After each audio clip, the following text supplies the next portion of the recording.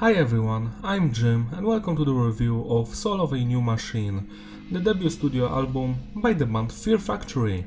Today we're celebrating the 30th anniversary of the record, so I decided to go back to it and see if it still holds up or not. Fear Factory is my childhood band. I've been listening to them since Obsolete was released. Back then it was their newest record, but I've mostly listened to The Manufacture and that remix album, Remanufacture. I've been listening to them every day on a cassette tapes. Back then I've also played the video game Carmageddon on my sister's husband PC, and it had the entire The Manufacture album as a soundtrack. So yeah, I have many memories with this band when I was very little. I remember waiting for Archetype to drop, it was an amazing record. Then Transgression, which was nice. You know, I've been always waiting for a new Fear Factory record and I've always enjoyed them. So it's a band that is close to my heart. This is actually not the first album by Fear Factory. A year earlier they've recorded an album called Concrete with Ross Robinson, but the band and Ross didn't like each other very much. The band didn't like his production and I guess his ways of making the band create music, because as we know, Ross Robinson likes to beat the musicians, destroy them psychologically and physically. I guess Dino didn't like it. I love Ross Robinson, he's one of the best producers out there, but the band chose Colin Richardson instead, and they've re-recorded most of the songs from Concrete, while also they've added 8 more new songs. So yeah, this album has half of the songs that were already recorded and written for Concrete, and half of a new material that is exclusive for this release. Concrete was later released in 2002 when the band did not exist, because they broke up. Do you see this shit? Alternative metal? Where? This album is pure industrial death metal mixed with some grindcore influences, especially Godflesh. You can also hear that they've enjoyed the first Pitch Shifter record. This is the first concept album of the band where they talk about the rise of the machines and the technological advancement of the world.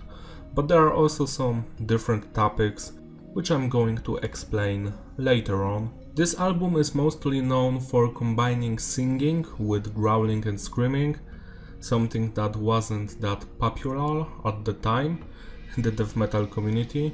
It still isn't. Clean singing is mostly used in progressive death metal and melodic death metal. Here, as you can see, is the track list and the lineup. Andrew didn't play on the record, it was Dino. Classic lineup of Barton, Dino, Raymond. Later Christian joined and it was the best lineup of Fear Factory. Here's my setup as usual. The production is tight, it's good for its times. It sounds very raw but heavy and also clean. It's good. Message is diverse. As I said, most of the songs are about machines, but not every song. Like Leech Master is about breaking up with your girlfriend. Scapegoat is about the time Dino was arrested. Crash Test is against experimenting on animals. Crisis is a anti-war song. There are also some anti-religious songs here, like Big God Raped Souls. Good stuff. The structure is mostly basic, nothing technical here, it depends on the song, so let's just rate them individually.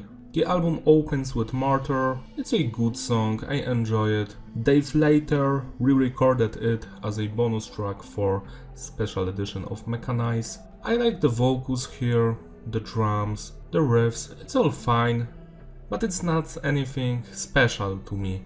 It's a good song, nothing that stands out. This is not that epic level of songs like The Manufacture or Edge Crusher, so yeah, 7 out of 10 here. Leech Master is even worse, but I really like the lyrics here and the vocals. They are better than on the previous songs, while the composition is slightly worse, but still a good song, 7 out of 10. Scapegoat is a banger.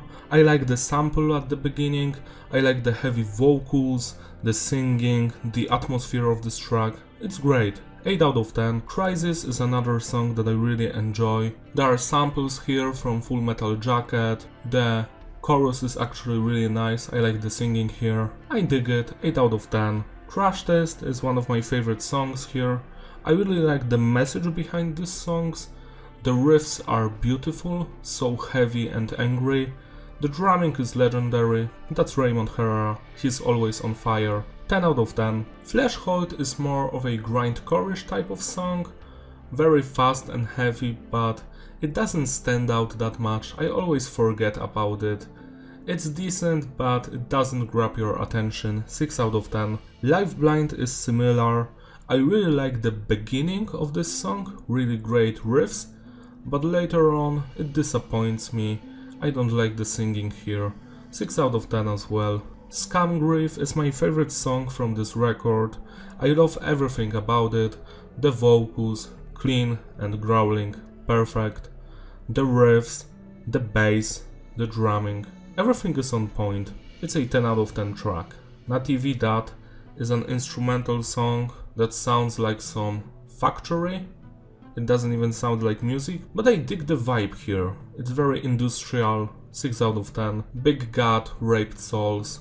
Great beginning of the track with Burton saying how many murders and rapes occur in America and that he loves America. It's a great track. I like the singing here, the brutal parts. It's a great song, 8 out of 10. Arise Above Oppression. I am not a fan of clean vocals here. The song sounds really weird, it's just decent. Nothing special, 6 out of 10. Self-Immolation has a nice dark atmosphere, but it's very forgettable. 6 out of 10 as well. Suffrage, now this one I actually really enjoy. The heaviness of this song, the atmosphere, the vocals, everything is great here. 8 out of 10. The next two songs are very forgettable to me, especially Desecrate. But I remember it wasn't bad, so 6 out of 10. Escape Confusion, I love the beginning, it's very dark and sinister, reminds me of nu metal actually. So I guess this is what Korn was influenced by. Very dark beginning, I love it. After that it kinda devolves into more decent song, but for that beginning it gets 7 out of 10. And the final song, Manipulation, it's a good track, but nothing that stands out, 6 out of 10. To sum it all up, the consistency is stable, there aren't any weak songs here, just decent ones mixed with some great and beautiful ones. The flow is digestible. At first you're going to have a lot of fun with this album, but after listening to it like hundreds of times, some of the songs starts to get boring. Yeah, it's a good album. It's better than the last 3 Fear Factory albums for sure, but it's not on the same level as the next few ones. So everything that came from Fear Factory, from The Manufacture till Mechanize, is way better than this album. But this stuff is better than The Industrialist, Genesax, and what was the newest one? It was supposed to be called Monolith, but Dino changed the name to something Aggression something. I don't remember, that title is fucking stupid as hell. I'm always gonna to call that new album Monolith, because that's what I remember, and not some Aggressorium, Condominium, what the fuck. Still, Soul of a New Machine, cool start to a great career. Spin this album because of the anniversary, and thank you for watching. I will see you next time. Bye!